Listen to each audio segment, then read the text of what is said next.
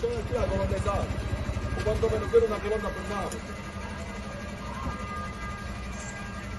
E il risultato in questo momento come mai